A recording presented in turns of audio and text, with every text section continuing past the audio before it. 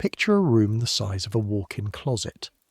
Now fill it with 6 people, 12 costume changes, 2 open jars of cold cream, a broken mirror held together with theatrical tape, and the combined body heat of bodies that have been performing twice a day, 6 days a week, for the last 4 months straight.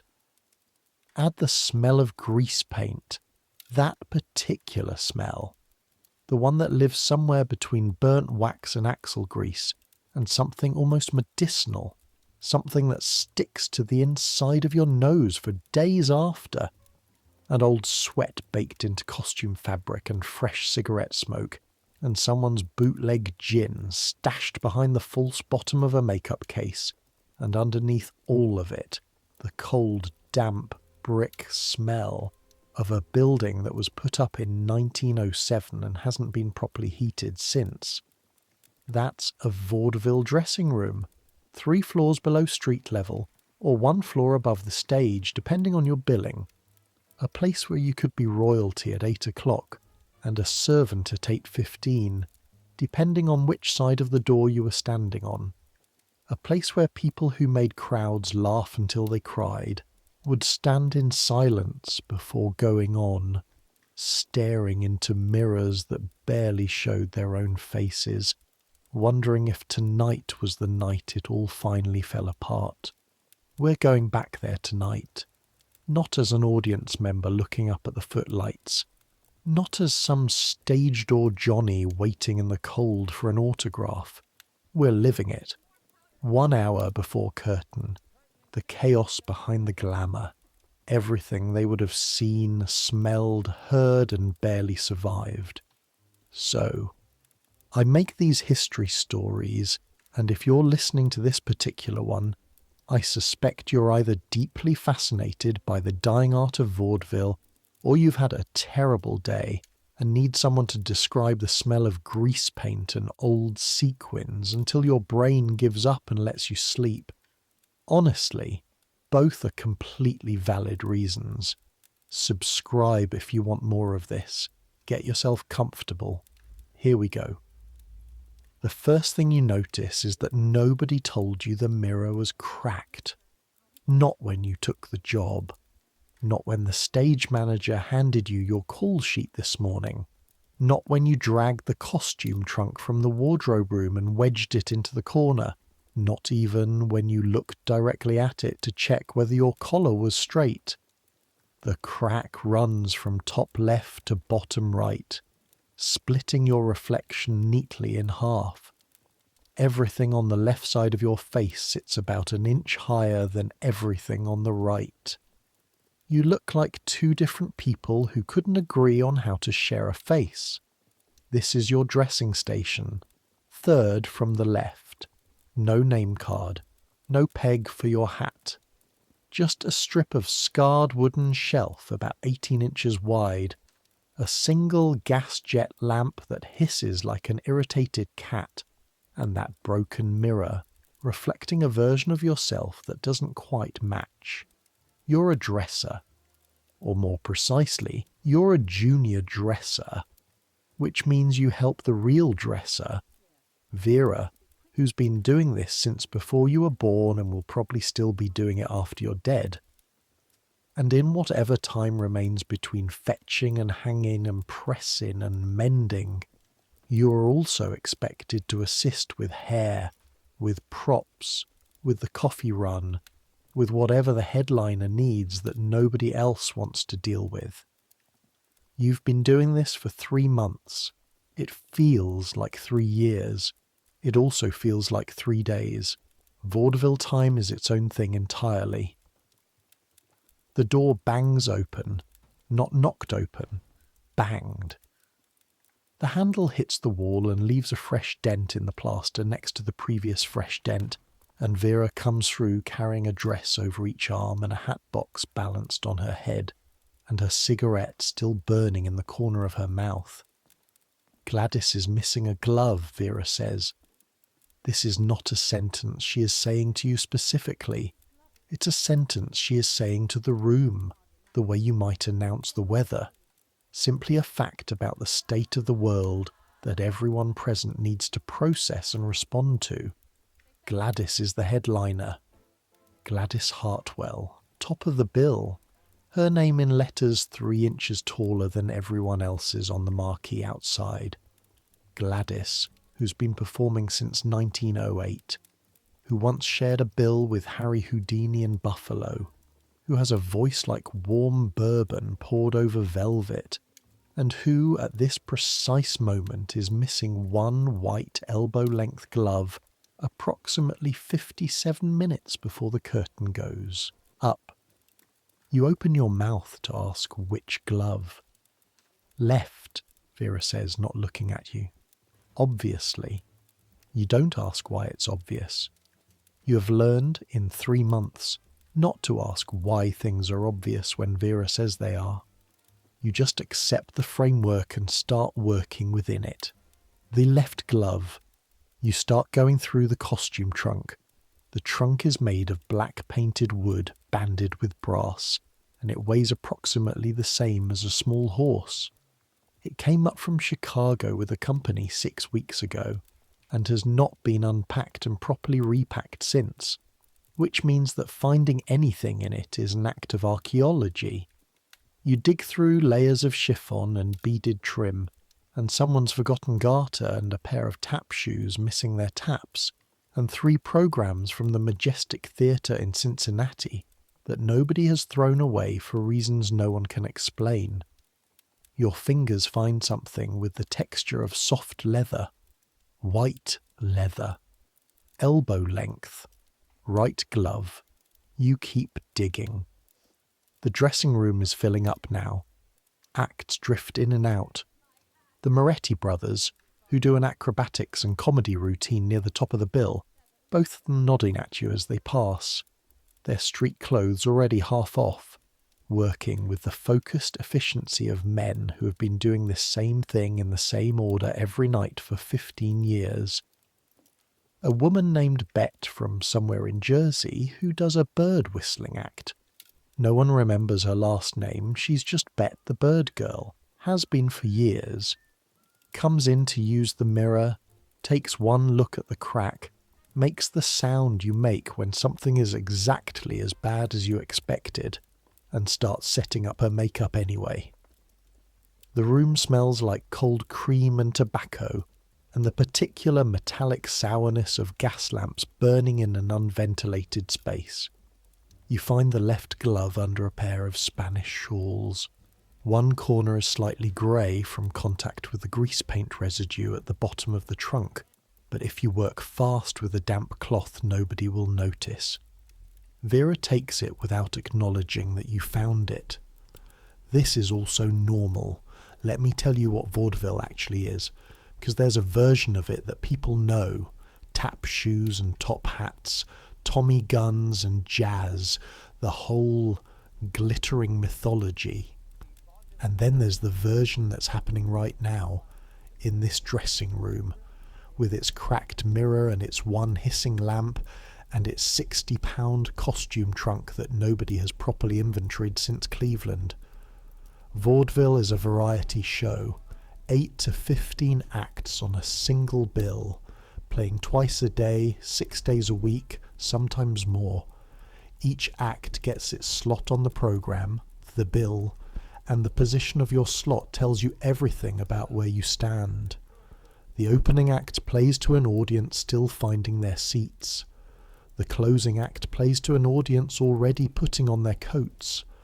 The headliner, the name above the title, plays the second to last slot of the first half, or the number 1 slot of the second half. That's where the lights are brightest, the audience is most awake, and the money is best. The Moretti brothers, they're 4th on the bill. Respectable, not nobody, but not headliners. Bet the Bird Girl is 7th. The second half of the bill tends to drift, act to act, in quality and attention. She knows it, has known it for years. Gladys Hartwell is second to last in the first half. She's been in that slot for 20 years, which means either she's been consistently excellent, or she's been consistently connected with the right bookers. In vaudeville, these are not always different things. You are not on the bill. You don't even have a number. You're backstage, which means you are, in the language of the theatre, part of the dark, the invisible machinery that makes the visible thing possible. This is a status that comes with specific physical realities. You eat standing up, usually over the prop table. You use the toilet at the end of the hall that floods when it rains, which it has been doing for 2 days. You carry things that are too heavy, and hold things that are too hot, and run errands that take you through corridors so narrow that your shoulders brush both walls at once. Your name appears nowhere. Not on the bill, not on the programme, not on the call sheet that the stage manager posts each morning on the board by the stage door, though your hours are listed. Just not your name. Right now that name, your name, which we'll get to, feels less important than getting Gladys Hartwell's left glove cleaned before anyone notices the grease stain. You were born in a town in Indiana called Pottsville, population 812, though the sign at the edge of town that said so had been knocked sideways by a delivery truck 2 years ago, and nobody had fixed it, so officially the population remained unknown. You are 19 years old. You have been in New York City for 4 months. You came with a train ticket your aunt paid for, a letter of introduction from a man who turned out to have left the theatre business entirely and was now selling insurance in Connecticut, and the absolutely certain knowledge that you were meant for something bigger than Pottsville. This is what bigger than Pottsville looks like so far. A rooming house on West 45th Street, where the sheets smell like the previous tenant's hair oil. A salary of $9 a week that leaves you approximately $1 after rent and food, and a dressing room below the Palace Theatre that has a cracked mirror and one hissing gas lamp. But here's the thing they don't tell you when you're still in Pottsville dreaming about New York. You are here. You are inside the thing, and that is not nothing. The Palace. Even saying it is something. Everybody in America who has anything to do with theatre knows the Palace. 2,072 seats. The greatest house in the greatest city in the greatest country for vaudeville in the world. Playing the Palace means you have made it, whatever it is. You work at the Palace. That is a sentence you say to yourself sometimes when the grease stain won't come out of a glove and Vera is giving you that look. The grease stain comes out, mostly. There's still a faint shadow at the wrist, but if the house lights don't hit it at the wrong angle, nobody in the audience will see. You bring it to Vera. She examines it for exactly 3 seconds, the way a jeweller might examine a diamond for flaws, then folds it over her forearm and heads for the door that connects this room to the headliner's private dressing room. The headliner has a private dressing room. You knew this intellectually. The door is right there, but you have not been in it. In 3 months you have delivered items to the door, left items outside the door, and once, during a particularly complicated wardrobe emergency involving a snapped hook and eye at the back of a beaded gown, stood in the doorway. But you have not been inside. Vera goes in. The door closes behind her. From inside, muffled by the wall, you hear voices. Vera's, low and practical, and another one, Gladys Hartwell's, which even through a brick wall has a particular quality. Not loud exactly, but carrying. A voice built to reach the back of a 2,000-seat house without a microphone. A pause. Then the quality changes. The carrying quality becomes something else. You don't know the word for it exactly. You know the feeling it produces in your chest. A kind of tightening, like a hand squeezing the middle of your rib cage. The feeling you get when something is about to go wrong but you can't yet tell what or how. Then silence. The Moretti brothers are warming up somewhere nearby. You can hear the sounds of that. The rhythmic thud of weight shifting, the creak of a floorboard taking impact, quiet counts in Italian. 1, 2, 3, 1, 2, 3. Betty the bird girl is practicing a warble at her mirror. 3 notes, repeated. She's checking her resonance. Everyone getting ready for the show. The ordinary machine of it. And behind Vera's closed door, something that isn't ordinary. You should probably explain how theatre dressing rooms work, because the geography matters, and the geography is social, and the social is political, and the political is everything. In a house like the Palace in 1924, the dressing rooms are distributed across 3 floors above the stage and 1 below. The below stage room, the basement room, the dungeon room, the one you currently occupy, is for the chorus girls, the small-time acts, the people at the top and bottom of the bill who haven't yet earned their way to the upper floors. You're technically not even supposed to be assigned to this room. The dresser staff is supposed to work out of the wardrobe room 2 doors down. But the wardrobe room is currently hosting a trunk that belongs to a trained seal act that came through last week, and which no one has taken away yet. And the smell from the fish buckets used to feed the seals during rehearsal has made the wardrobe room temporarily uninhabitable. So you're here, with the cracked mirror and the hissing lamp and the ongoing question of the left glove. 1 floor up, the middle bill acts. The comedy duo from Scranton, Pennsylvania, whose material is sharp but whose timing still needs work. A Hungarian wire walker named, actually nobody is certain of his name, it's rendered differently on every piece of paperwork, who practices in the hall and makes everyone extremely nervous. A sister act from Louisville who sings close harmony and who are genuinely, objectively wonderful, and who everyone agrees should be higher on the bill, and who won't be because they don't have the right agent and don't have the right contacts, and are, in the language of the business, not yet essential. 2 floors up, the near headliners.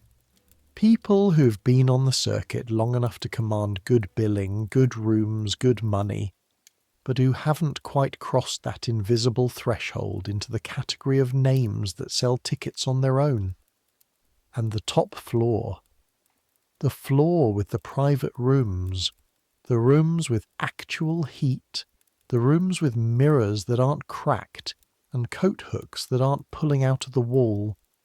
That floor belongs to Gladys Hartwell and the headliner of the second half, a comedian named Lou Bernstein, who has been funny for so long that it has become a kind of physical attribute, like height. Lou is just funny the way walls are vertical. Lou is not in his dressing room right now. You know this because Lou is never in his dressing room before 6 o'clock.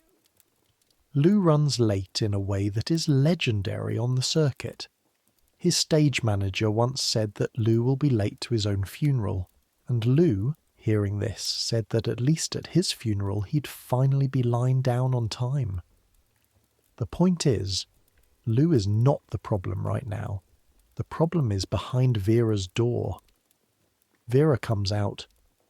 She closes the door behind her with the carefully controlled gentleness of someone who has had a lot of practice not slamming doors. She looks at you. "Go get coffee," she says. "From Sal's. Not from the cart, not from the machine in the hall, from Sal's Black, 2 cups, and whatever they have with sugar today." Sal's is a luncheonette around the corner on 47th Street. It will take you approximately 10 minutes round trip, assuming no problems. You have approximately 50 minutes until curtain. "What kind of problem?" "Go," Vera says. "You go."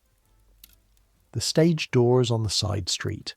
It's a metal door painted green once and now mostly rust, with a bar handle worn smooth by decades of hands. The doorman's name is Archie, and he has been sitting at the stage door of the palace since approximately the beginning of time. He's reading a newspaper. He doesn't look up when you push through. "Be back in 10, you say. "Weather's turned," Archie says, not looking up. He's correct. The October air hits you like a damp cloth pressed against your face. Cold and wet and grey. The particular October grey of New York that isn't quite rain but isn't quite not rain either. The kind of weather that is technically fine but emotionally significant. You put your collar up and walk fast. 47th Street in 1924 is a particular kind of alive. It's not the main theatrical artery. That's 42nd Street and Broadway, which in the evenings is all blazing marquees and jostling crowds and taxicabs stacked 3 deep. This street is the backside of that world. This is where the theatres discharge their waste, the stagehands coming off a shift, the dancers in street clothes that all would look slightly wrong on them, as though they were born in rehearsal clothes and everything else is a costume, the prop men pulling carts of equipment, the costume trucks idling, waiting to load. The smells out here are coal smoke and damp stone, and a hot dog cart that has been in the same spot since probably 1915, and will probably be in that spot until 1950. The smell of a city going about its evening business. You pass a newsstand. The paper says October 1924. The election is a month away. Coolidge versus Davis, which everyone already knows the outcome of, but the papers are filling column inches with it anyway.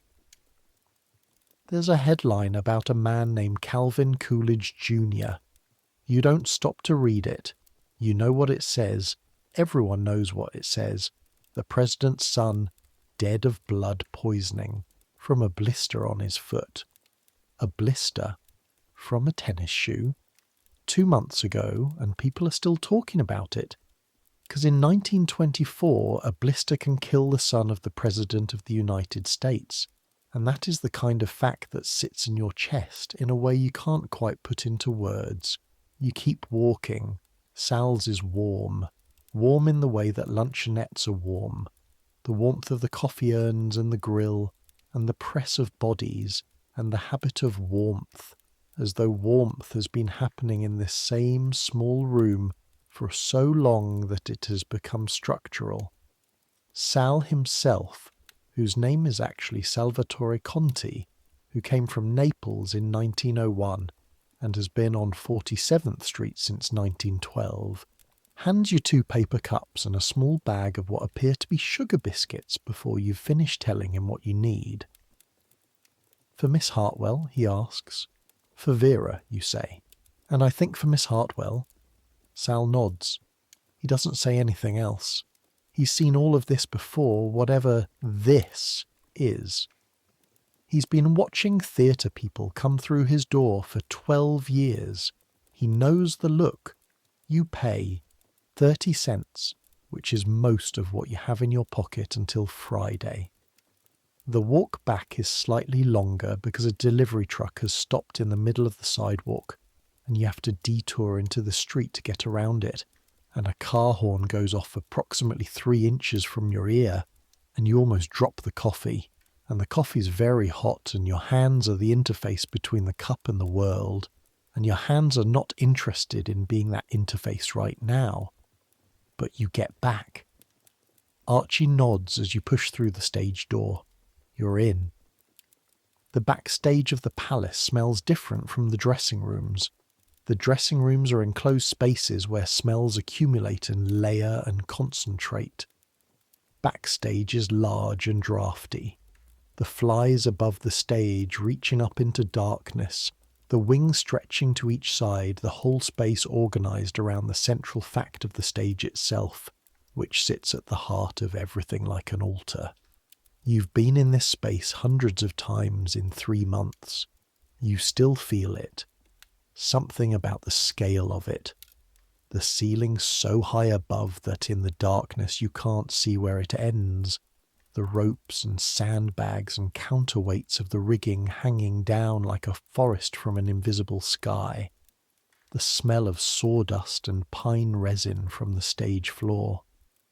The particular heavy silence of a space that's about to become the opposite of silent.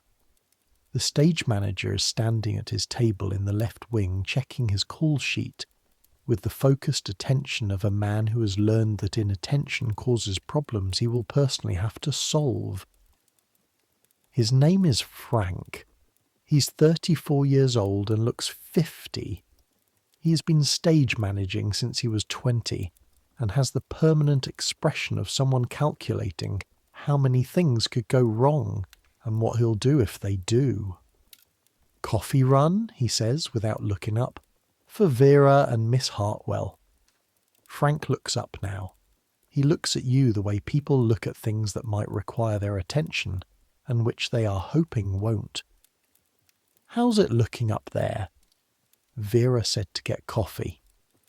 Frank considers this.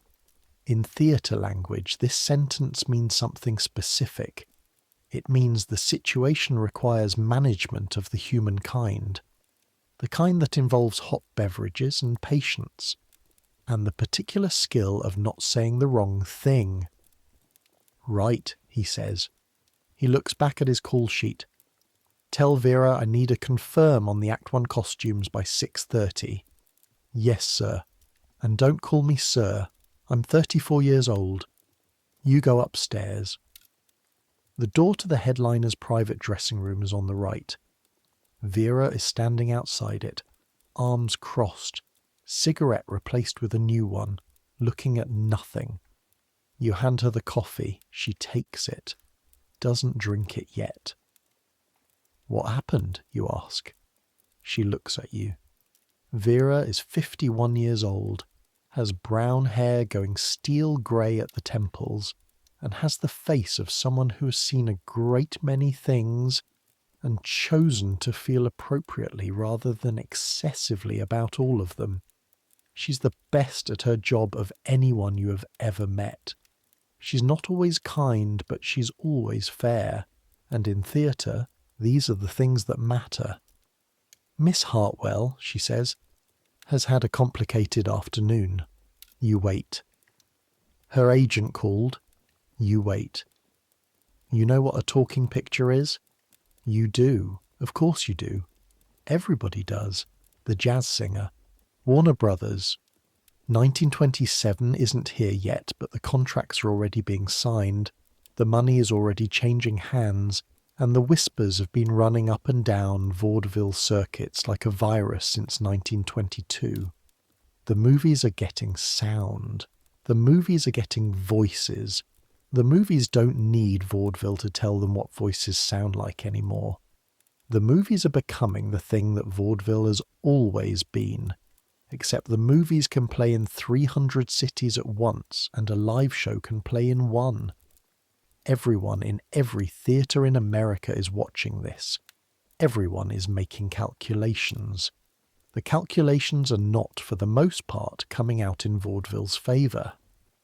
"Her agent called," Vera says again, "and apparently some negotiation that was supposed to be a formality." She stops, draws on her cigarette. The hissing lamp beside her makes her face half shadow. She was supposed to be in a picture, a contract that was going through, and today it apparently wasn't. The silence between you has texture. You can almost feel it. "So," you say. "So," Vera says. 50 minutes. 48. You both look at the door. From behind it, nothing. Not the carrying voice. Not crying. Not anything. That silence is somehow worse than sound. "What do we need?" you ask. Vera stubs out the cigarette against the wall, at a spot where the paint has been stubbed before. Many times. "We need her in her first act costume, hair set, face done, and standing in the right wing at 8 o'clock. She picks up the bag of Sal's sugar biscuits, looks at them. puts them down. Get the first act dress from the trunk, the black one, the one with the embroidery at the neckline. Make sure the hem is straight. There was a loose thread at the left side last show and I told Miriam to fix it, and I don't know if Miriam fixed it. You go back downstairs. The black dress is in the lower third of the trunk wrapped in muslin. You unroll it carefully. The embroidery at the neckline is cut crystal beads on black silk thread, catching even the dim light of the dressing room and throwing it back in small cold sparks. It's an extraordinary garment. If you know anything about garments, which 3 months in you're starting to, you know that this dress represents probably 2 weeks of a seamstress's work and more money than you make in a year. You check the left side hem. The thread is still loose. A 3-inch section where the hem has come away from the underlining, creating a slight fold that would catch the light wrong and look wrong from the house. Miriam did not fix it. Miriam, for the record, is not a person. Miriam is the nickname for the third act wardrobe notation on the call sheet. It's a thing from the Chicago company. You don't entirely understand the system, but the point is that whoever was supposed to fix this hem did not fix it. You get a needle and thread from the emergency kit in the trunk lid. The kit has been in the trunk longer than you've been alive, and the needles are slightly rusty, and the thread selection is limited. But there is black thread, and this is a black dress, so you're in a better position than you could be. You're not a seamstress. You're not even a particularly good hand sewer. But you've been watching Vera for 3 months, and you have, in that 3 months, learned to do a straight slip stitch hem in the dark in approximately 4 minutes, and this is what you do now.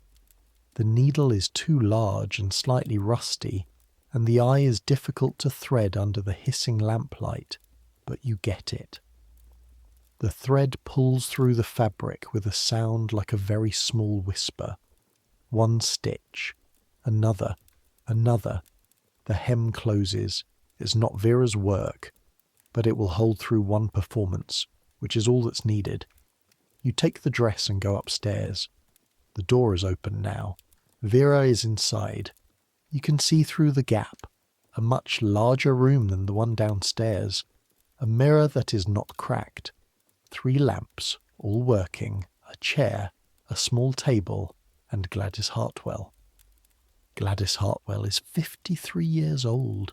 She's been performing since she was 7 years old, starting in a church social in Dayton, Ohio, which she will mention when the occasion warrants, and sometimes when it doesn't. She has a face that in photograph looks beautiful, and in person looks like something else. Not less beautiful, but different. Particular.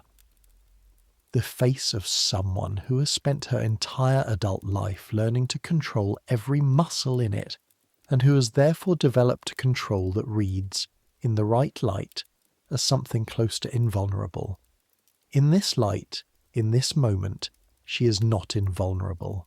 She's sitting at the mirror in her robe, cold cream still half on, not looking at her own reflection, looking at something slightly to the left of her reflection. Her hands are in her lap, still. Gladys Hartwell's hands are never still. They are the most expressive part of her performance, always moving, shaping the air. Still hands-on, Gladys Hartwell feel wrong in the way that silence in a place that's always been noisy feels wrong. Vera sees you, holds out her hand for the dress, takes it, checks the hem without looking away from Gladys. "This is your kid," she says to Gladys. "The new one. He fixed the hem." Gladys Hartwell looks at you. You've been looked at by this woman before, in the impersonal way that headliners look at dresser staff, seeing you without particularly registering you the way you see furniture. This look is different. This look is the look of someone who has temporarily stopped performing and is just seeing what's in front of them. "What's your name?" she says. You tell her. She repeats it. Not in a testing way, in the way of someone who is deciding whether to store information. "Where are you from?" "Pottsville, Indiana," you say. "It's small." "I know Pottsville." She looks back at her mirror. "I played the Pottsville Opera House in 1909. The heat had broken and the audience was so hot that 2 women fainted in the second row. I finished the show anyway, a beat. That's not even an interesting story. I don't know why I said that." You don't know either, but you don't say so. Vera puts the black dress on the hook and starts laying out the first act accessories on the table. Earrings, the pearl necklace, the hairpins. Methodical, quiet, hands moving with the efficiency of someone who has done this same preparation before hundreds of shows in dozens of theatres and who could do it in complete darkness if necessary. "I'll need 20 minutes, Gladys says. "You have 32, Vera tells her. "I'll need 20. She picks up a cotton cloth and finishes removing the cold cream. Her face, without the cream, looks tired in the way that faces look tired when they've stopped doing the work of not looking tired. "Get the kid to bring me another coffee. You go and get another coffee. From the machine this time, because Sal's is 5 blocks and you've just used up your geographic range for the hour." The machine is in the hallway outside the stage manager's office. It costs a nickel. It produces something that resembles coffee the way a photograph of a fire resembles warmth. You bring it anyway. Here's something nobody tells you about vaudeville. And I mean nobody. Not the theatre histories, not the memoirs of the old performers, not the playbills, not anything. Here it is. The hour before a show is not exciting. I know. You imagine the hour before a show to be all nervous energy and practiced routines and dramatic declarations and possibly someone doing scales in a corner. You imagined it would feel like a coiled spring. It doesn't. It feels like the inside of a machine during the period between when you switch the machine on and when it starts producing whatever the machine produces. The gears are turning. The pressure is building. But the external experience is mostly people moving through narrow spaces carrying things, people applying things to their faces in mirrors, people making small complaints about small things, and a pervasive smell of greasepaint and coffee and old wood. The drama is quiet. It's tucked into corners. It's in the way the Moretti brothers, Enzo and Carlo from Parma originally, who've been doing their acrobatics and comedy act for 11 years and who could do it in their sleep, still spend 15 minutes in complete silence running the physical beats of their act in their heads, eyes closed, bodies motionless, before they put on their costumes. Not moving, not speaking. Just running the internal film. It's in the way Bet the Bird Girl spends exactly 4 minutes before every show standing in the corner of the dressing room, with her back to everyone, hands clasped, lips moving. Whether this is prayer or a silent pep talk or just the running of some internal script nobody knows and nobody asks, the corner and the 4 minutes are hers. They have been hers for as long as she's been at the palace. It's in the way Lou Bernstein, when he finally arrives at 20 minutes to curtain, looking like a man who has been napping somewhere warm, does not rush, does not panic, does not apologize, but moves with the specific, unhurried certainty of a man who has learned that panic is a choice, and he has chosen not to make it. He sits at his mirror, pats his hair twice, looks at himself for exactly 3 seconds, and starts getting into costume with the focused economy of motion of someone performing a task he has performed 10,000 times. Lou catches your eye in the mirror as you pass his open door. "Kid," he says, "come here." You stop. "Mr. Bernstein." You do this stuff long? He gestures vaguely at the idea of you, the dresser, the assistant, the junior person responsible for hems and coffee, and things that need carrying. 3 months, you say, since August. August. He considers this. He's 60 years old, a small man with enormous ears and a face like a crumpled paper bag that someone tried to smooth out again. On stage, it's a great face. Up close, it's just a face that's had things happen to it. You like it? The question surprises you. Not the fact of the question. Lou Bernstein is famous for talking to anyone, stage crew, cleaning staff, the guy who delivers the ice with the cold water jug in the green room, but the directness of it. Do you like it? You think about the machine in the hallway that produces coffee-adjacent liquid. You think about the hem you just stitched in insufficient light with a slightly rusty needle. You think about the stage door in the rain and the trunk with the fish bucket smell that used to be in the wardrobe room and has now dissipated to only 70% of its original intensity. Yes, you say. And then, because Lou is looking at you like he's waiting for the second half of the sentence, I think I like being inside it. Being inside the thing. Lou nods. Yeah, he says. That's it. That's exactly it. He turns back to his mirror. Get out of here. I need to think. You get out of there. 32 minutes to curtain. 31. The pre-show machine is running properly now. You can feel the rhythm change, the tempo of movement in the backstage corridors picking up slightly, like a clock beginning to tick faster. People walk with more direction. Conversations get shorter. The stage crew is on in force now, making final checks, and the atmosphere has the particular concentrated quality of a place where everyone knows their job and is doing it simultaneously. You're carrying the costume for Act 1 of the headliner, the black dress, plus the accessories Vera has set out, plus the second pair of shoes because the first pair has a heel that's been wobbling since Cincinnati and needs to be checked by someone who knows heels, and you're not that person, so you're bringing both. Vera takes inventory of everything you're carrying when you come back through the door. The door to Gladys Hartwell's dressing room is closed again. The hissing lamp in the hall has been turned up slightly. 46% more yellow on everything now. She needs 10 more minutes, Vera says. I know how much time we have. She takes the shoes from you, examines the heel, makes the expression she makes when something is as bad as she thought. Go down to props. Ask Tommy if he has anything for a heel wobble.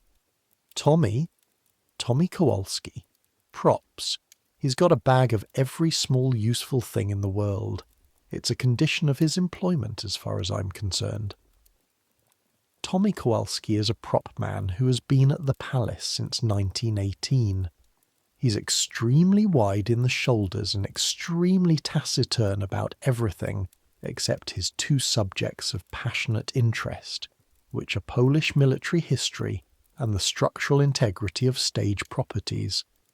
His workroom is below the stage, next to the room with the organ pump, and it smells like machine oil and sawdust and the mysterious third smell that all prop rooms have, which nobody has ever satisfactorily identified. You go downstairs, past the main dressing rooms, where the warm-up sounds have shifted to getting into costume sounds, past the stage manager's table, where Frank is having a conversation with the lighting operator about something involving a follow spot that went slightly off axis during last night's second show, past the organ pump room, from which a deep rhythmic thudding emanates, someone testing the organ for tonight's opening music.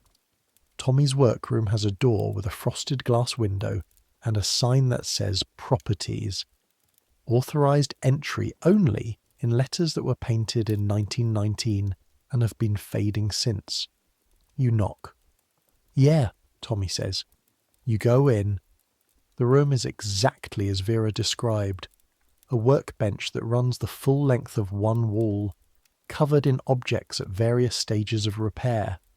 Above the bench, pegboard with hooks and clips and hundreds of small items, organised in a system that is completely opaque from the outside, but which Tommy appears to navigate without hesitation. Shelves along the opposite wall with larger props, a stool, one lamp, a proper electric one, the kind that makes everything look like what it actually is. Vera sent you, Tommy says. It's not a question. Heel wobble. First pair of Miss Hartwell's Act 1 shoes. He grunts, holds out his hand. You realise you don't have the shoes with you? I don't have them, you say. I didn't know. He grunts differently. Come back with the shoes. You go back upstairs. 28 minutes to curtain. Vera, when you explain the situation, gives you one of her looks. Then she takes the shoes from her lap, where she has apparently been holding them this whole time, and gives them to you. You go back downstairs. Tommy examines the right shoe for about 45 seconds. He has a pair of reading glasses on the end of his nose that make him look like a bear trying to read a newspaper. He opens a drawer, selects a small bottle, applies something from it to the heel joint with a toothpick, holds the heel in place with his thumb for approximately 60 seconds, releases it, presses the heel experimentally 3 times. Fixed, he says. That's it. Hide glue. Needs 5 minutes to set properly. Don't put her in them for 5 minutes. He hands the shoes back. Tell Vera I said hello. I will. Don't bother. She never says it back. 23 minutes. Gladys Hartwell's door is open when you come back. She's at her mirror. Face done now. The transformation that grease paint and powder and careful application accomplish. Turning a tired face into a stage face. Turning a 53-year-old woman who has just had a bad afternoon into Gladys Hartwell headliner, who has been Gladys Hartwell on stages across America since 1908. It's a kind of alchemy that happens at every vanity table in every dressing room before every show, and knowing how it works doesn't make it any less strange to watch. Vera is doing her hair. Gladys is looking at herself in the mirror, not checking her hair, not examining her makeup, just looking. The still hands again. Then, you know what nobody tells you, she says. Her voice is conversational, addressed to the room in general. Nobody tells you that it's not about whether you're good. I mean, being good matters. You have to be good. But being good is just the entrance fee. She pauses. Vera puts in a hairpin. The system rewards certain things, certain people. And if you're not those certain things and you don't know those certain people, then it doesn't matter how good you are. You're standing by the door. You shouldn't be in this conversation. You're a junior dresser who's been here 3 months and fixed one hem with a slightly rusty needle. You should put the shoes down and leave. But Gladys Hartwell is talking, and you are here, and sometimes that's how these things go. A film contract, she says. That's the future. That's where it's going. You can feel it, can't you? The movies, the sound pictures, it's going to take everything. All of this. She moves her hand in a small gesture that encompasses the mirror, the dressing room, the palace, all of vaudeville, the entire live performance century. But there are contracts available. There are opportunities, and I was supposed to have one. Vera's hands keep moving through her hair. Pin, smoothing, twist. Supposed to, Gladys says. Then she picks up the cold cream jar and the cotton cloth and starts touching up the area under her left eye where the powder has settled slightly into a crease. methodical, professional, the performance of not being affected beginning the moment the performance itself ends. How many shows left on the contract, she asks Vera. 3 weeks, Vera says, then Chicago. Chicago, she says it flatly. And after Chicago? That's what agents are for. Gladys makes a sound that isn't quite a laugh. She looks at you, or more precisely, she looks at your reflection, looking at her reflection. Put the shoes down, she says. Not there, on the floor by the chair. The floor's cleaner. You put the shoes on the floor by the chair. And don't let anyone tell you, she says, that the work doesn't matter. It does. It's the only thing that's definitely yours. She looks back at herself. Everything else is somebody else's decision. But the work, when you're out there doing it, that's the one thing they can't touch. Then to Vera, I'll be ready in 10 minutes. You go back out to the hall. The door closes behind you. The hissing lamp is still hissing. Let me tell you about vaudeville in 1924, because it's easy to think of it as already gone. The thing that died, the predecessor, the entertainment that time put out of business. But in 1924 it isn't gone yet, not even close. In 1924, roughly 5,000 vaudeville theatres are operating across the United States. 5,000! From the Palace in New York to storefront operations in towns barely bigger than Pottsville, Indiana. Approximately 10,000 performers are working the circuits.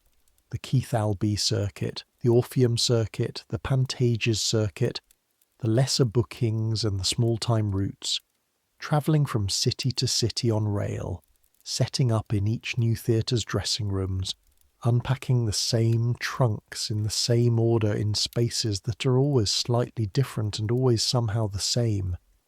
2 million people a week, by some estimates, are paying to see vaudeville. 2 million every week. The Palace alone seats 2,072 people.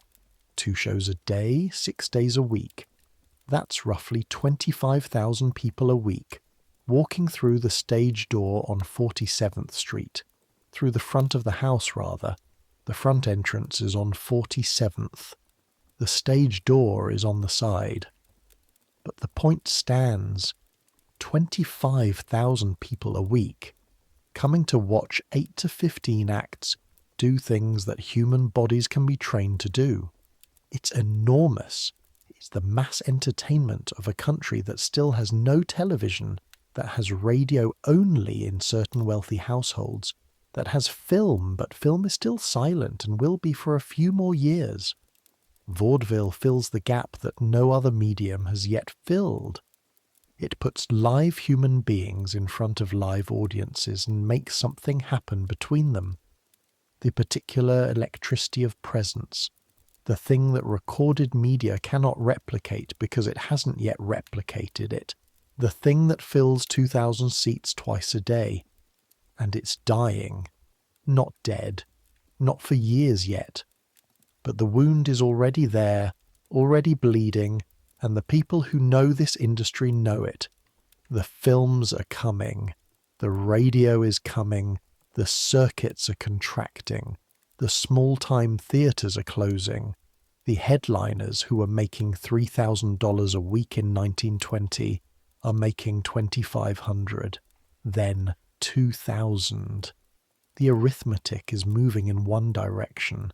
Gladys Hartwell's agent was supposed to call about a film contract, a real one, a studio contract, a way out, or more precisely a way through, a way to take what she has and translate it into the medium that's winning. The agent called. The contract isn't happening. 3 weeks in New York, then Chicago, and 20 minutes to curtain.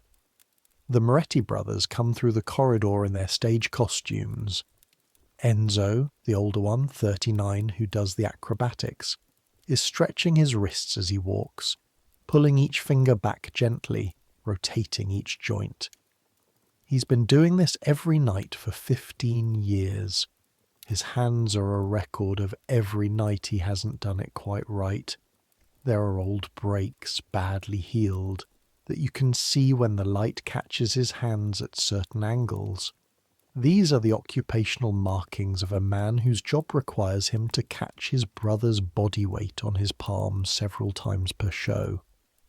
Carlo, 33, the comedian half of the act, is running lines under his breath, his lips moving, eyes up. They pass you in the corridor without stopping. This is not rudeness. This is the particular inward quality of the 20 minutes to curtain state. Everyone is becoming their performance.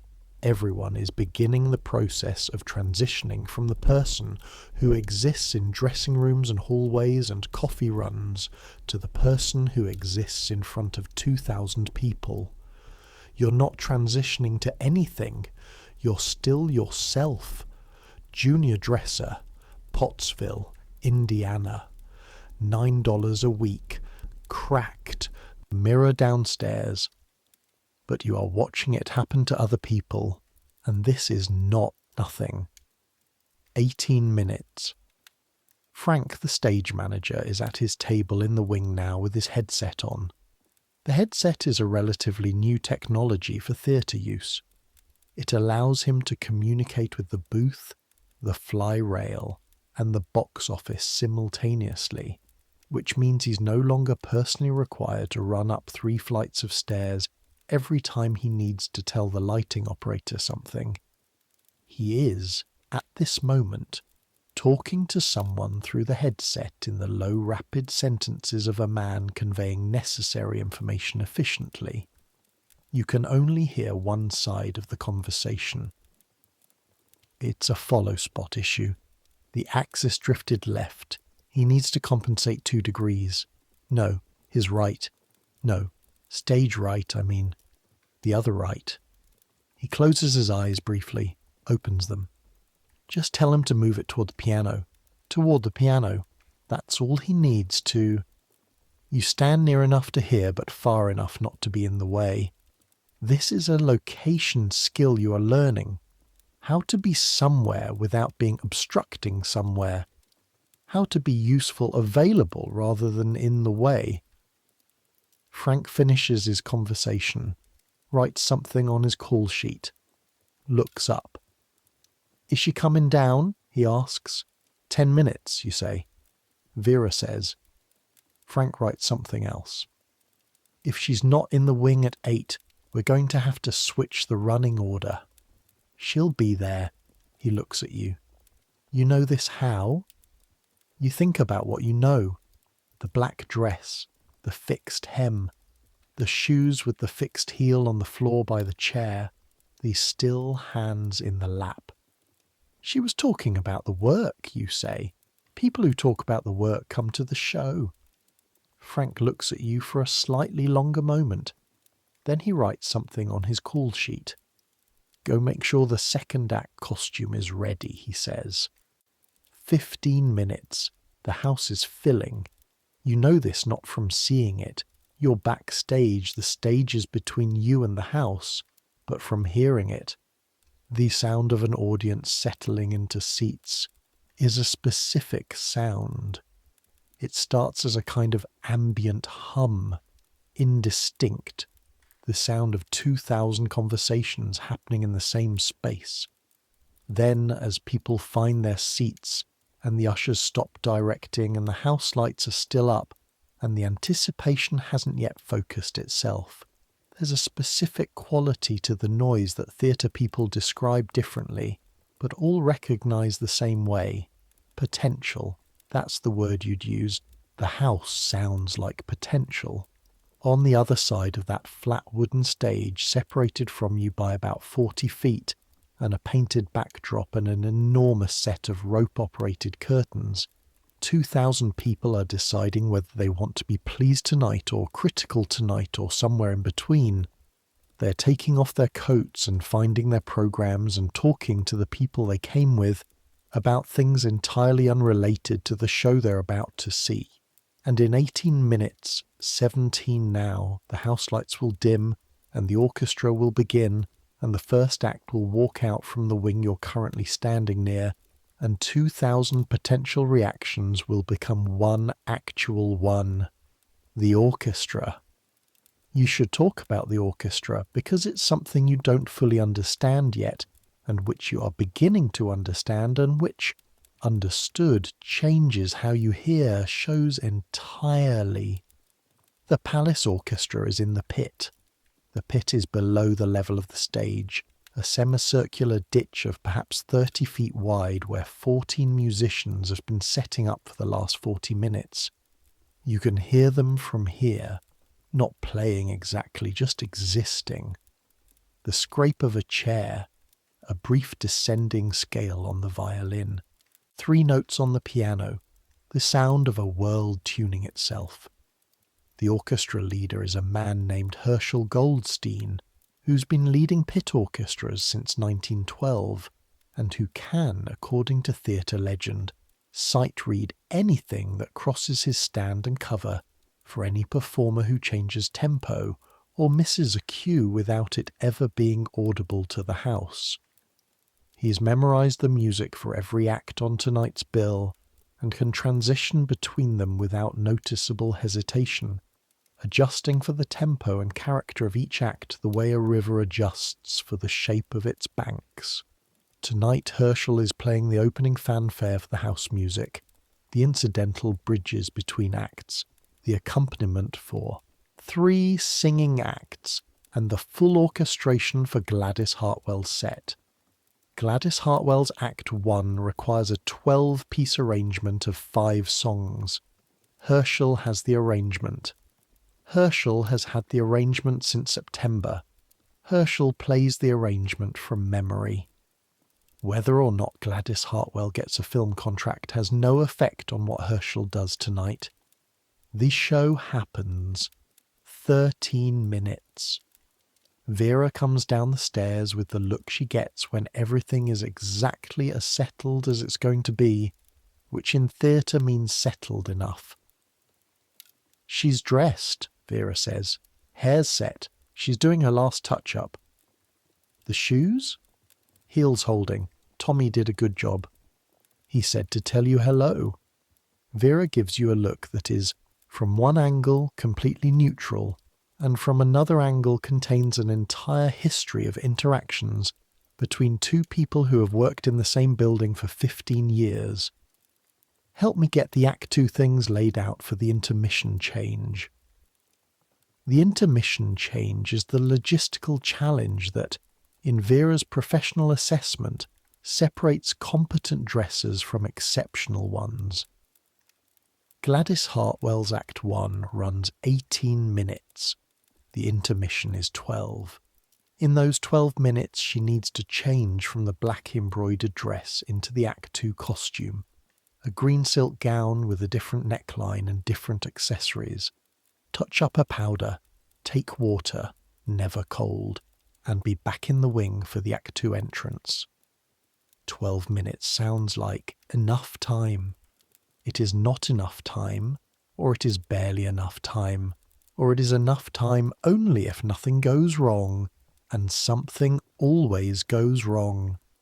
Your job in the intermission change is to have the Act 2 costume ready, the accessories laid out in the right order, and a glass of room temperature water on the table and not in the way of anything else.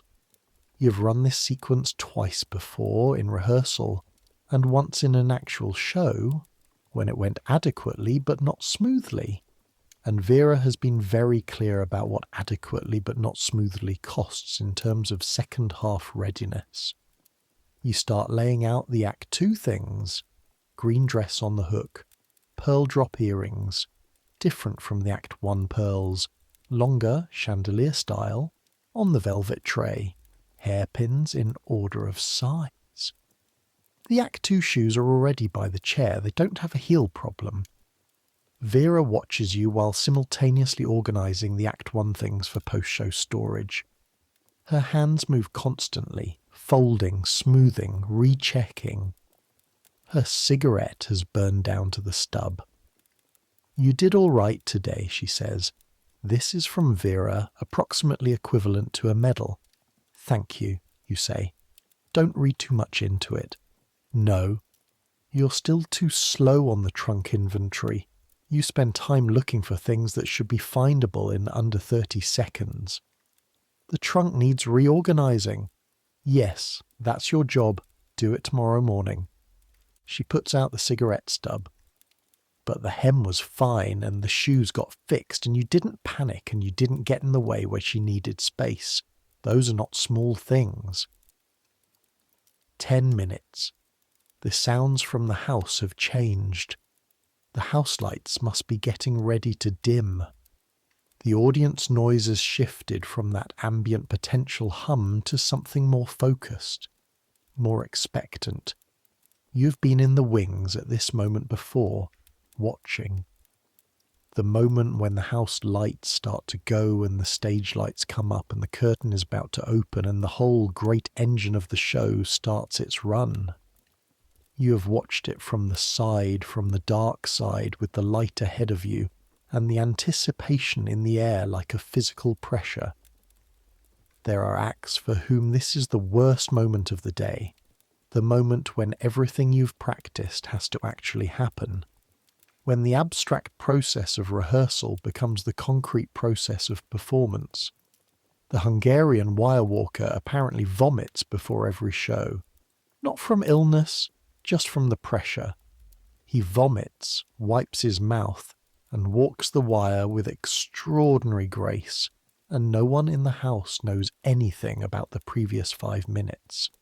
There are acts for whom this moment is the best moment. The Moretti brothers, in the few seconds before they go on, you've seen this. It's not an act. It's not performed. Have the look of dogs who've just heard the leash come off. Pure release. The tension of the pre-show dropping away the instant the curtain opens and they're in. The light. Gladys Hartwell, when you've seen her in the wing waiting to go on, which you have twice, has a third quality. Not relief, not anxiety. Something more like settling, like a key fitting into a lock, like, this is the thing I am for. 8 minutes. Frank's voice over the intercom.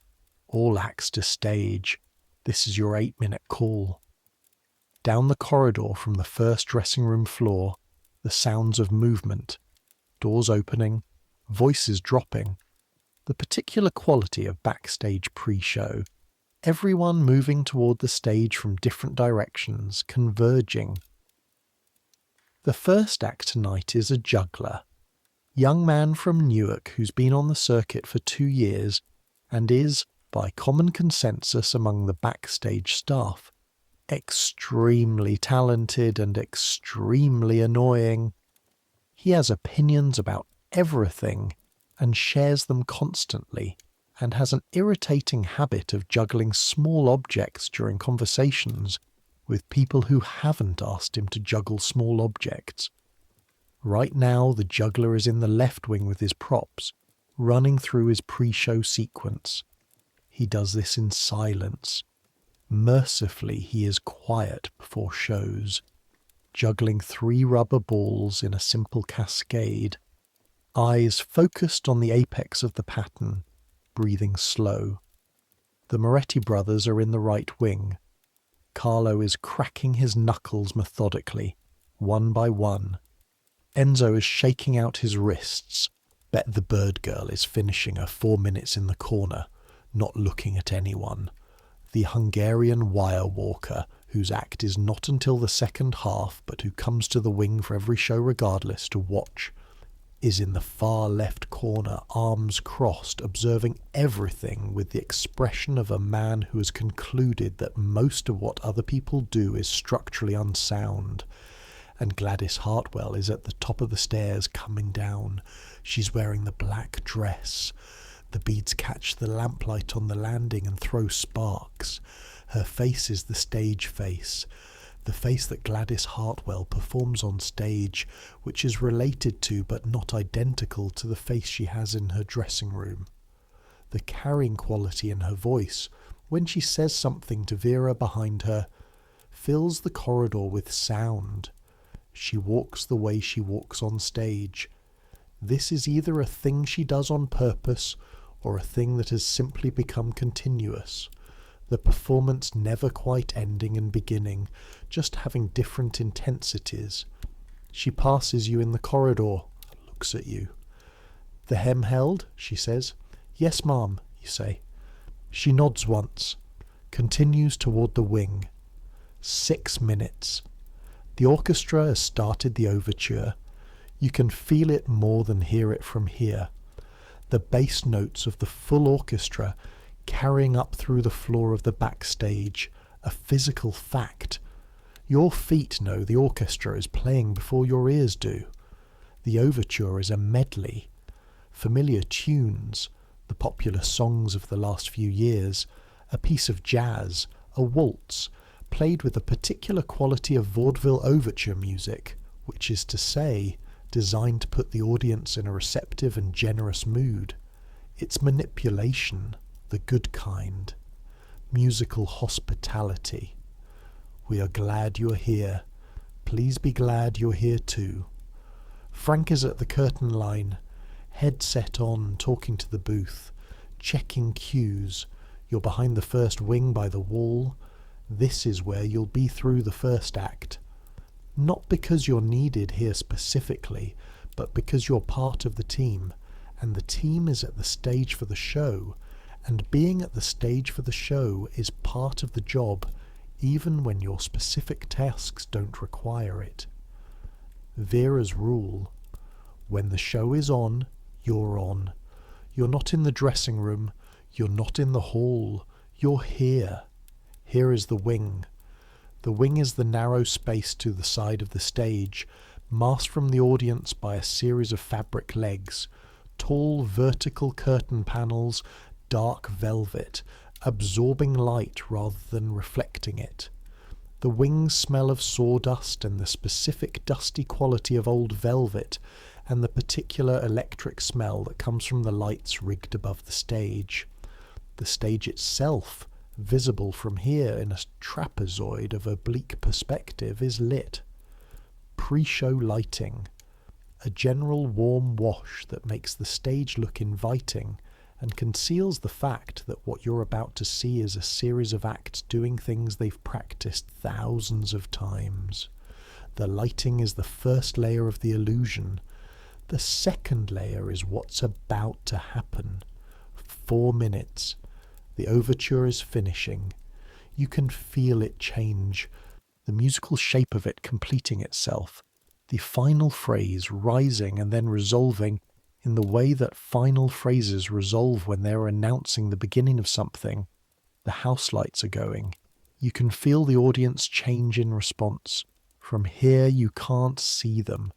They're past the stage, past the curtain, their existence only perceptible to you as sound, and as the pressure of their presence through the fourth wall.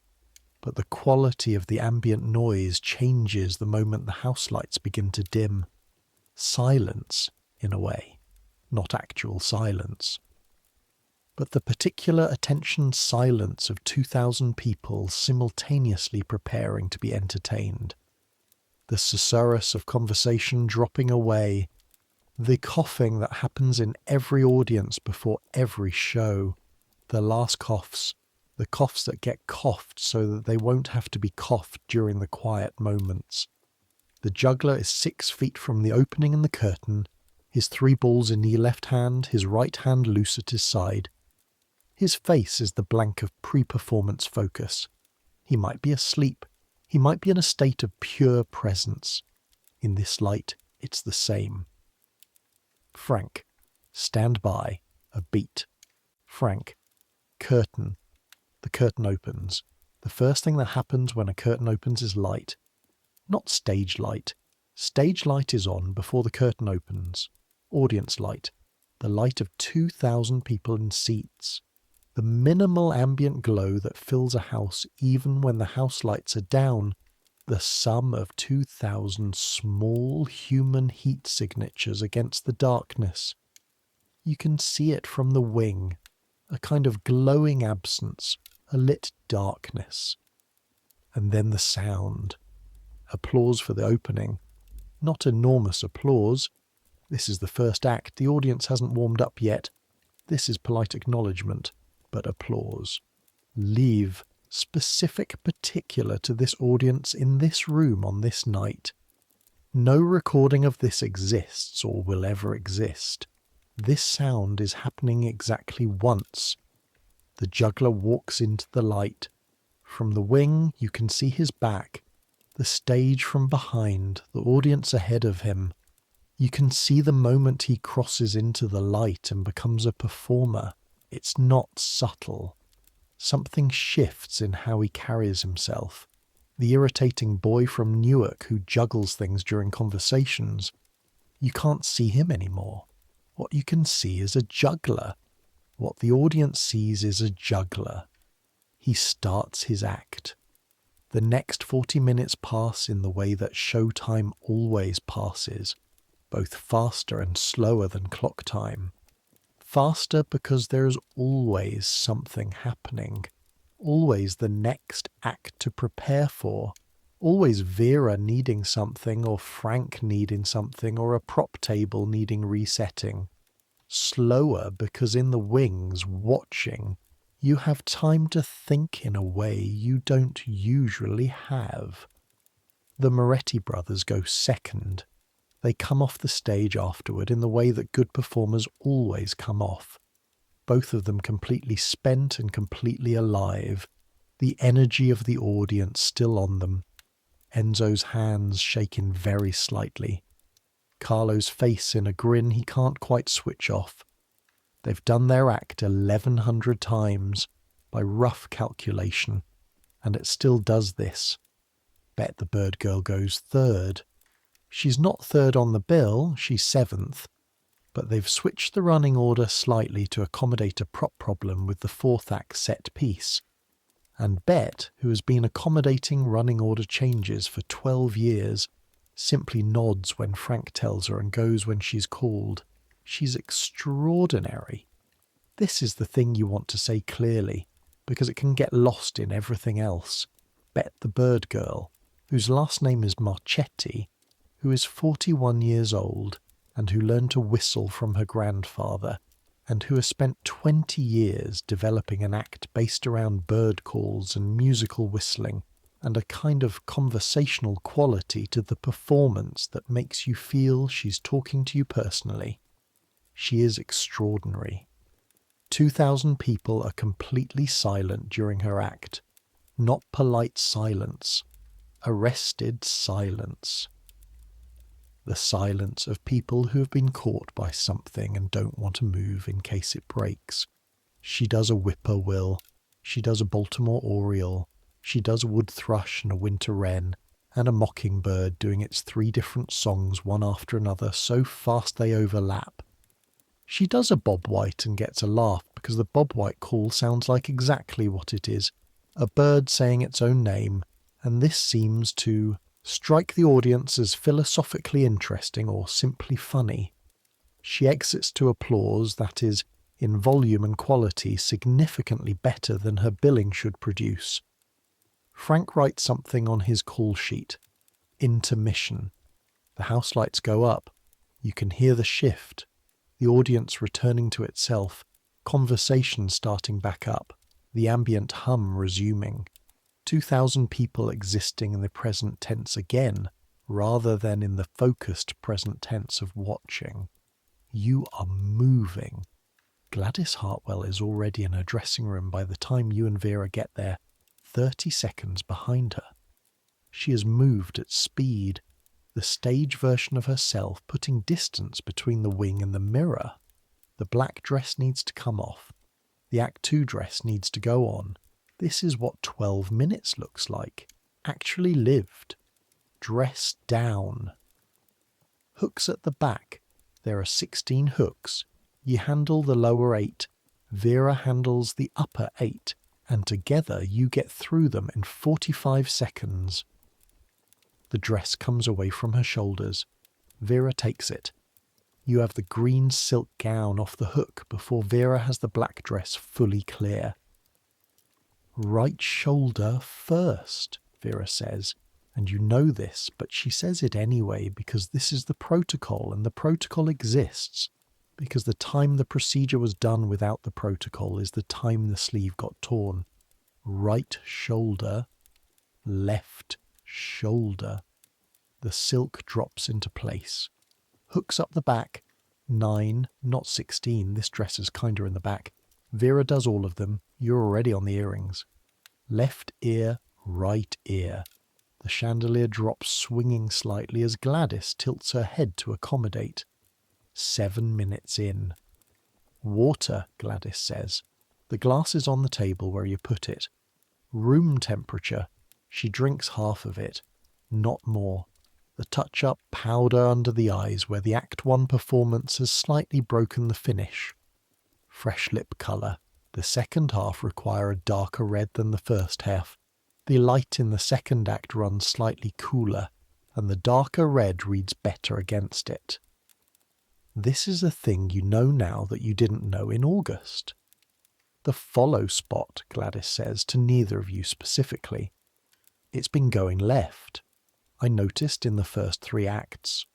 Frank knows, Vera says. He's adjusting. It wants to go left. Make sure he adjusts. 2 minutes. Vera steps back, looks at the whole picture, makes 2 small adjustments, a hairpin repositioned, the right shoulder of the gown smoothed 1 inch. Good, Vera says. Gladys looks at herself in the mirror, the not cracked mirror, the stage face, the carry. Good, she agrees. She goes. She walks the corridor to the wing the way she walked it before, which is to say as if the corridor is an extension of the stage, as if she's already performing for an audience that happens to be invisible.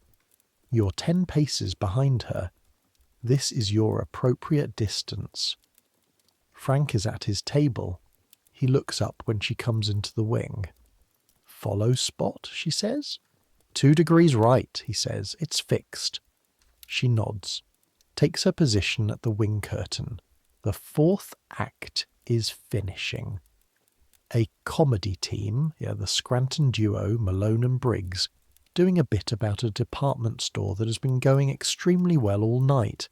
The audience in the bright, loose-limbed way of audiences who have been consistently enjoying themselves and are now predisposed to enjoy everything.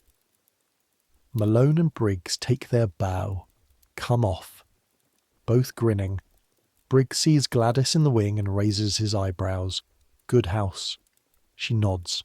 Herschel and the orchestra go into the transition music. 20 seconds of fanfare that announces something significant is about to happen.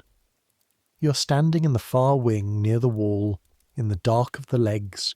You can see the stage. You can see the wing. You can see Gladys Hartwell waiting.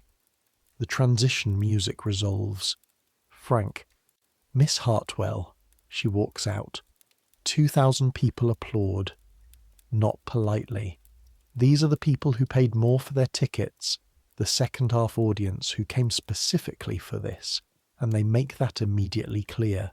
The sound fills the stage from the front and floods backward into the wing. You can feel it. Even from here, behind the velvet legs, in the dark, you can feel it. The follow spot catches her perfectly. 2 degrees right. Warm light on the green silk. The chandelier earrings catching the light and throwing it back in tiny multiple refractions. She goes to the microphone. There's a standing microphone. A new thing. Not all houses have them yet, but the palace does. And she puts one hand on the stand and looks out at 2,000 people. And then she sings. You should know something about Gladys Hartwell's voice, in case you don't already. It's a contralto, which means it lives in the lower register, below where most popular female singers work, and it has a quality that certain voices have when they're truly good. A resonance, a warmth, a physical presence. When Gladys Hartwell sings in a 2,000-seat house without amplification, the microphone is a backup, a courtesy. She doesn't need it. You feel the sound in your chest before you consciously hear it. The song is a ballad, something about autumn, about things that end. In the wing you listen. Here's what you think about. In the wing in the dark, while Gladys Hartwell sings about autumn. You think about the agent's phone call, about the contract that wasn't, about what her face looked like in the mirror, the still hands, and you think about what she said.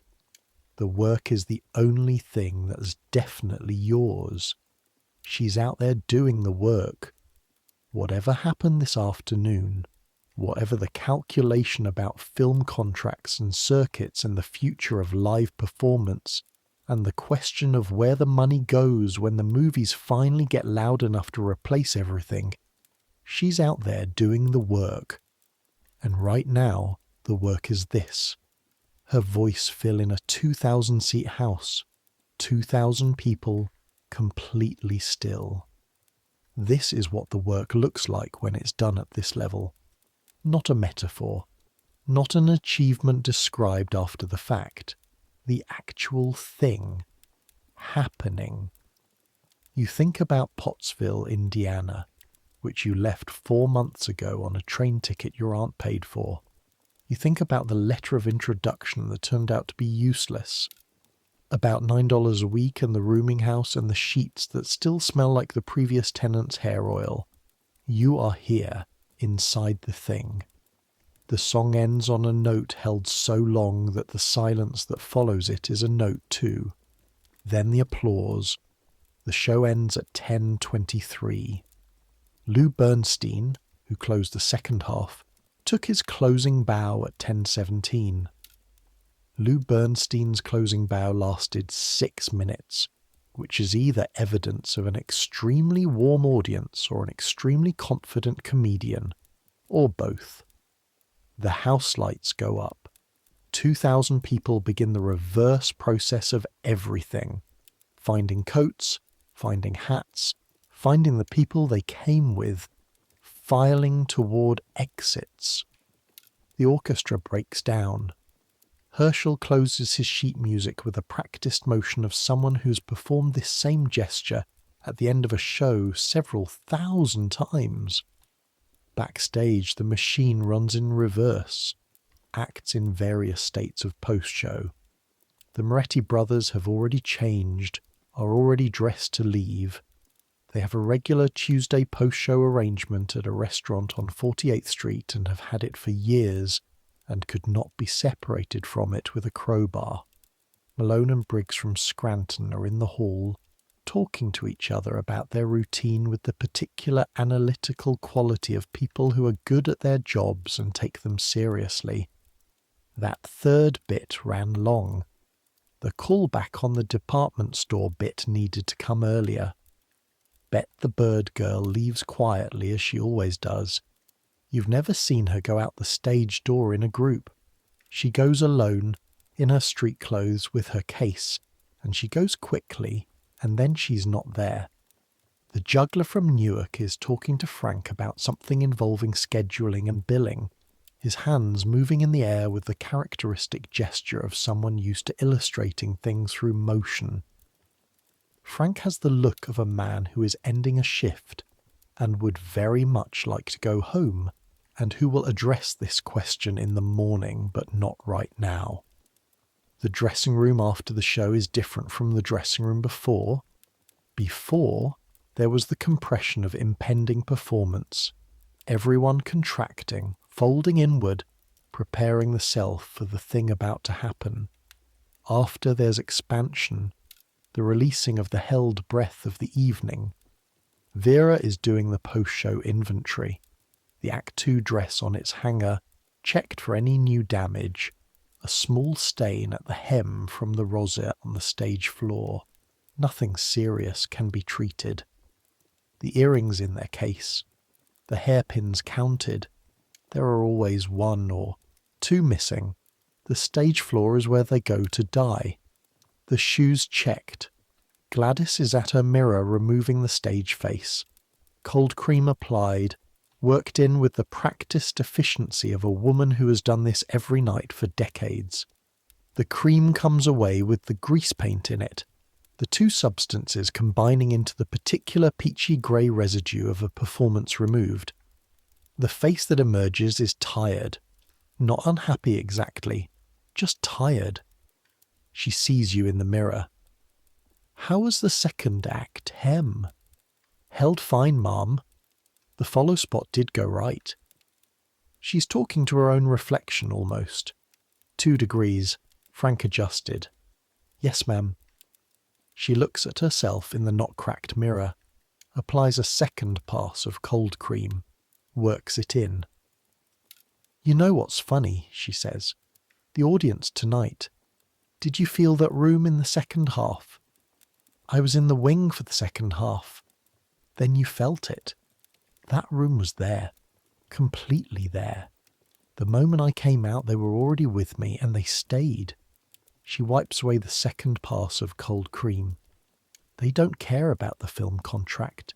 They don't care about the circuits or the picture shows or any of it. They care about what happens in the next 20 minutes of their evening. She sets down the cloth. That's what this is for. That's what all of it is for. She picks up her street clothes. Vera takes the signal and turns away to give her a degree of privacy. You turn away too. 20 minutes later, you're alone in the basement dressing room. Vera has gone home. The last of the company has filtered out through the stage door. Archie is doing his final check of the house, going from room to room, making sure nobody has left anything important behind. The building is acquiring the specific silence of a theatre after the show. Not empty silence, but stored silence. Like the space is holding something in. You are reorganizing the trunk. Not because Vera asked you to tonight, she said tomorrow morning. But you have time and the trunk bothers you, and the physical work of it is grounding in a way that sitting and thinking isn't right now. You take everything out, lay it on the floor in categories.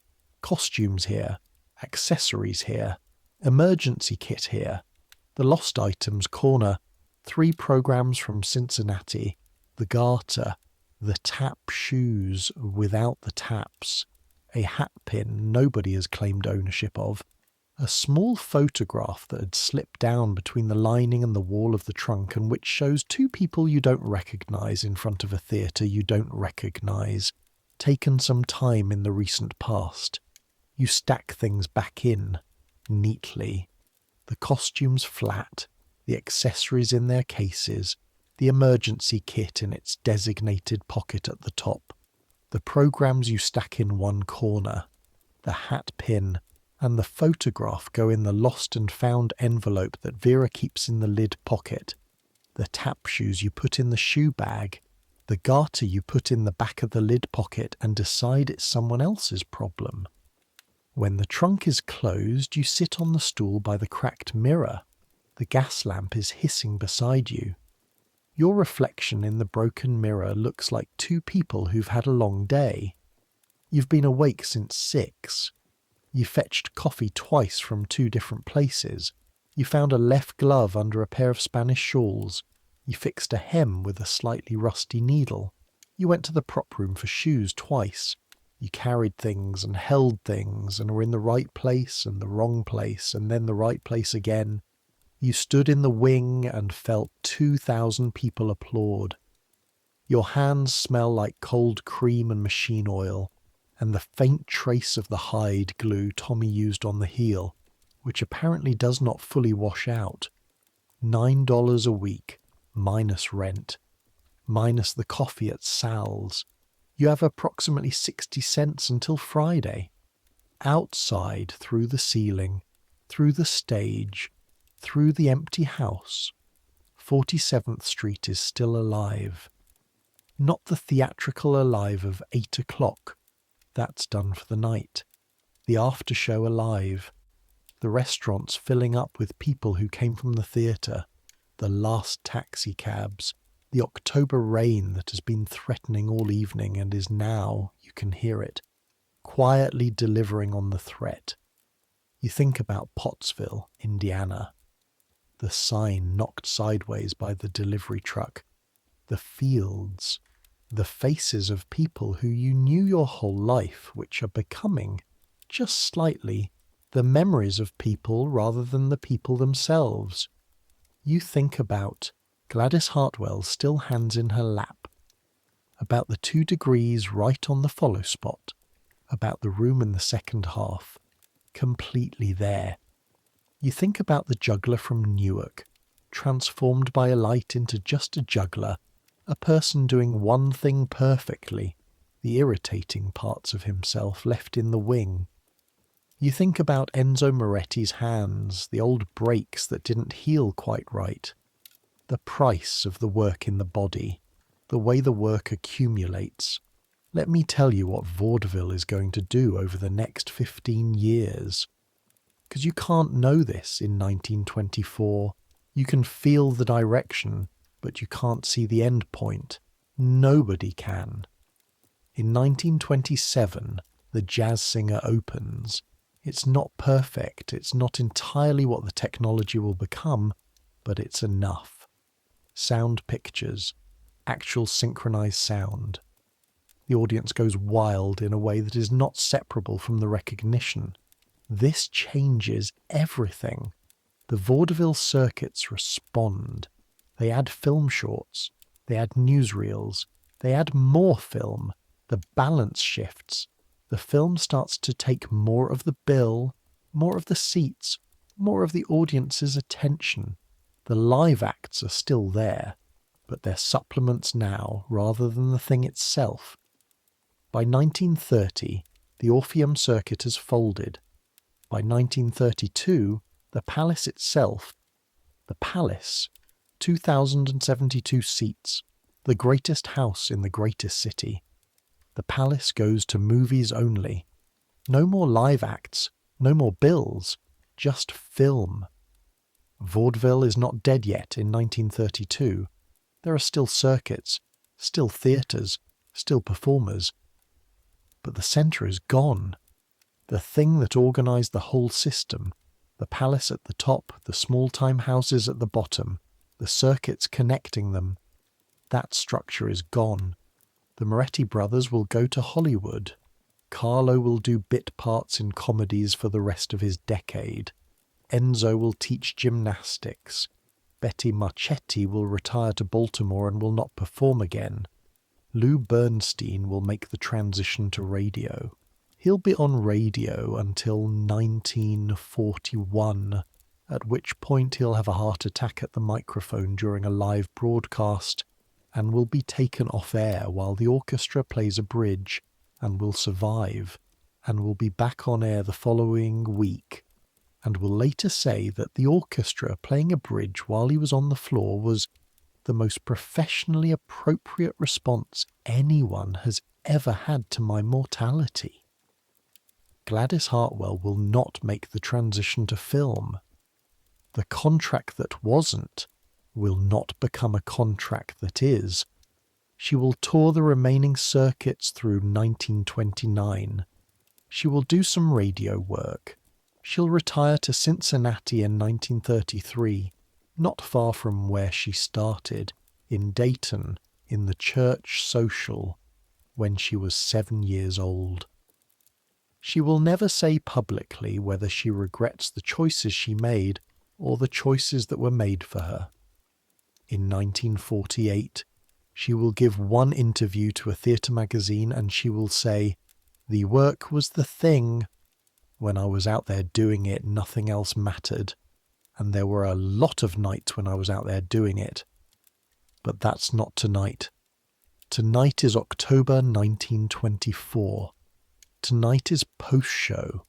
Tonight is a basement dressing room with a cracked mirror and a gas lamp that hisses and a trunk that you've just reorganized because it needed doing and you needed to do something with your hands. Tonight the show went on. The follow spot was adjusted. The hem held. The heel held. 2,000 people were completely still while a woman sang about autumn. You are 19 years old. You're from a town in Indiana that has a sign knocked sideways by a delivery truck, and you have been in the city for 4 months, and you have 60 cents until Friday, and you're learning things you didn't know you could learn, and you are inside the thing. Outside, the rain comes down on 47th Street.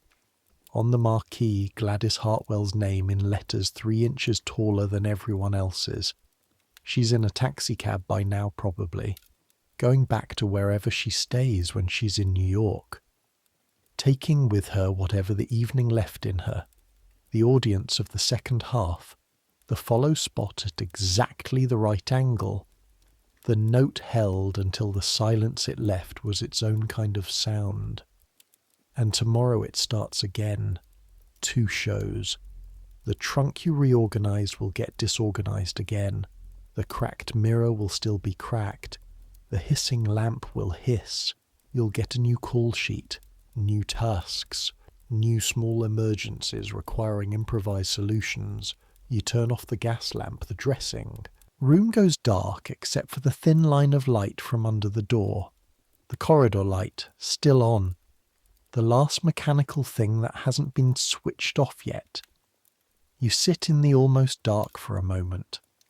Not because you need to think, not because there's anything left to do. Just because this is one of those moments that you know, even while it's happening, is the kind of moment you'll remember. Not because something dramatic is happening, because something ordinary is happening. And you are, for once, quiet enough to feel it. The theatre at rest, the stage dark, the house empty, the orchestra pit silent, the dressing rooms clearing out one by one, Archie finishing his rounds somewhere above you, the rain on the street. This building, which was built in 1913, and which has had thousands of people passing through it every week since, carrying their trunks and their costumes and their acts and their dreams and their broken heels and their still hands. This building is quiet now. It won't be quiet tomorrow. Tomorrow the machine starts again at 2 in the afternoon. There are 3 new acts coming in for the bill change at the end of the week, which means rehearsals, which means costume checks, which means an inventory of whatever the incoming acts are bringing with them and what the house needs to supply. And in 6 weeks, the company moves to Chicago, and the trunk gets loaded onto a rail car, and a new theatre, with a new dressing room, a new mirror, cracked or not, unknown, a new hissing lamp or a new electric one, a new smell of grease paint and old velvet and machine oil. New faces in the corridor, new acts on the bill, new coffee runs, the same work. You stand up from the stool. The cracked mirror reflects you in 2 pieces, left side higher than right, the crack running diagonally across the image. 2 almost yous, not quite agreeing on where your face should be. You look at it for a moment, this particular mirror in this particular room, which has probably been cracked for longer than you've been alive, which has probably reflected the faces of people who came before you with the same intention you have, to be inside the thing, to be part of the machine, to do the invisible work that makes the visible work possible. They're not here anymore, those people. Some of them moved on, some of them moved up, some of them are running their own companies, or retired, or doing something else entirely that has no connection to theatres or trunk inventories or the specific emergency of a missing left glove. Some of them are still here in some version. Vera. Tommy Kowalski with his hide glue and his pegboard full of small useful things. Frank, who is 34 and looks 50 and has been stage managing since he was 20. You pick up your coat from the hook by the door. The coat is not a good coat. It's the coat you came from Pottsville with, a wool coat from a shop on the main street in Pottsville that was already 2 years old when you bought it and is now 3. It's warm enough, which is the important thing.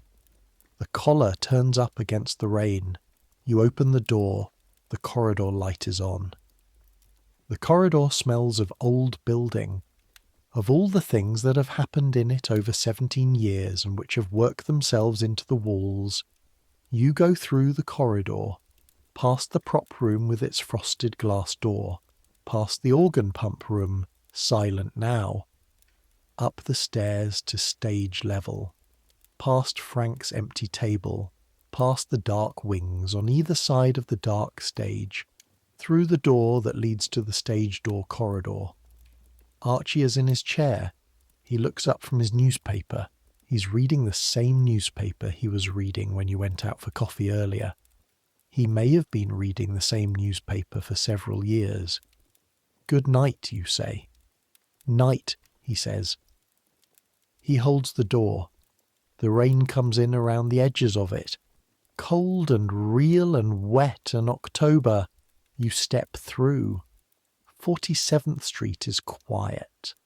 Quiet for New York, which means the shouting is distant, the traffic is intermittent. There are still people on the sidewalks, but they're moving purposefully rather than milling. The theatre crowd is long dispersed. The after-theatre restaurants are still going. You can see the light from two of them, the yellow warmth of restaurant windows, the shapes of people inside. The marquee lights are still on. Gladys Hartwell, Palace Theatre. Letters white against the dark. You stand there for a moment in the rain with your collar up. There's a word in theatre for the feeling of the stage after the show. Not a word you've learned from anyone. Not from Vera or Frank, or the people whose names you know from the call sheet. A word you don't actually have yet. You'll find it later, or make it yourself, or borrow it from someone who put language to it before you did. For now it's just a feeling. The feeling of a space where something has happened, where something real occurred between human beings, with no record and no repetition. Just the one time and just tonight, just those 2,000 people and that voice and the follow spot at exactly the right angle. It's already over. It was already over the moment it ended, but it happened. And for whatever it's worth, which is more than you can calculate and more than your 60 cents until Friday, you are here for it. You start walking. The rain is real. The coat is adequate. 45th Street is 2 blocks south. The rooming house, the sheets that smell like someone else's hair oil, the narrow bed, the window that looks at a brick wall. You pass Sal's. It's closed now. The chairs are up on the tables. Sal himself is visible through the glass, wiping down the counter. He doesn't see you. You pass a newsstand, closed, the papers stacked under an oilcloth cover. Tomorrow's papers are already on their way. The overnight printing, the trucks moving through the city with the next morning's news, the world's ongoing project of documenting itself. You pass a theatre that is not the Palace. A smaller house, its marquee unlit, its bill showing a vaudeville programme with names you recognise and names you don't. This is what the middle of the circuit looks like. This is where you might work someday, if the Palace doesn't keep you, or where you worked before the Palace, if you'd come from somewhere, rather than arriving new. Every theatre has a stage door. Every stage door has an Archie.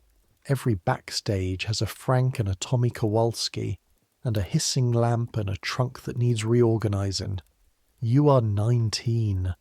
There's time. The room is dark when you get back. You don't light the lamp. The streetlight comes in through the window at the right angle to navigate by. You take off the coat. The wet wool steams slightly in the warmth of the room. You hang it over the chair. The bed is narrow and the sheets still smell like someone else's hair oil. You have learned in 4 months to stop noticing this. It takes approximately 2 minutes now instead of 20. You lie down. Your hands across your chest smell like cold cream and machine oil, and the very faint ghost of hide glue. Your feet hurt in the specific way that feet hurt after a day of standing on concrete floors. Your shoulders have that pleasant ache that comes from carrying things. The rain is on the window. October rain, the real rain. The kind that says, "Here comes winter. This is the warning." You close your eyes. The sounds of the city come in around the rain. The distant automotive percussion of 45th Street. Someone in the room above you, moving around. A radio from somewhere, not in this building, further away. A voice and an orchestra coming faintly through walls and air and distance. Tomorrow there will be a call sheet. Tomorrow there will be a trunk inventory to check against the work you did tonight.